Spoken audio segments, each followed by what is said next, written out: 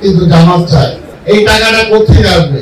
মানুষ না খেয়ে মারা যায় আর জনগণের মধ্যে এখনো শঙ্কা, ভাই নির্বাচন কি হবে? এটা কেন এই শঙ্কাটা? আপনাদের আন্দোলনের হুমকির কারণে, আপনাদের ধমকির কারণে। আরে ভাই দীর্ঘ 9 মাস সংস্কার কমিশন আলাপ আলোচনা করে একটা পর্যায়ে পৌঁছেছে। আজকে সেই পর্যায় থেকে আবার কেন পিছিয়ে যাচ্ছেন? আবার এখন কেন পিছিয়ে যাচ্ছেন? আমরা তো বলেছি পরিষ্কার কথা, এখন দেশ কিন্তু চলছে না, দেশের অর্থনীতির অবস্থা খারাপ। যদি এইভাবে আরো 6 মাস চলে দেশের অবস্থা আবার সেই আগের মতো অবস্থায় চলে যাবে।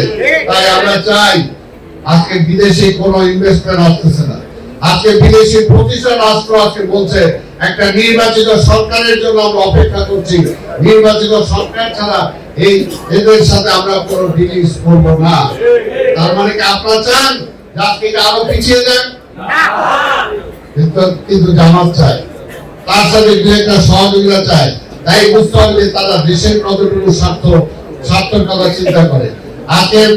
আজকে তারা গণভোটের কথা বলেছে। আমরা বলেছি যতই গণভোট করেন, যাই করেন, পরবর্তী নির্বাচিত পার্লামেন্ট ছাড়া কোন আইন আপনি পাস করতে পারবেন না।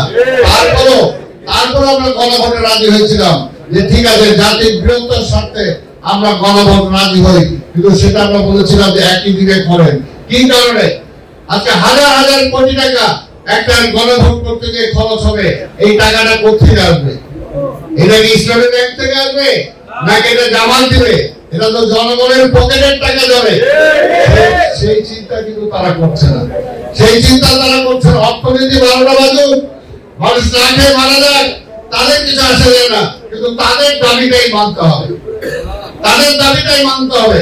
আজকে সরকারকেও বলবো, যদি দাবির অগ্রগতি কারো ভূমিকা থাকে তাহলে সেটা একমাত্র বিএনপি দাবি করতে পারে, একমাত্র বিএনপি দাবি করতে পারে।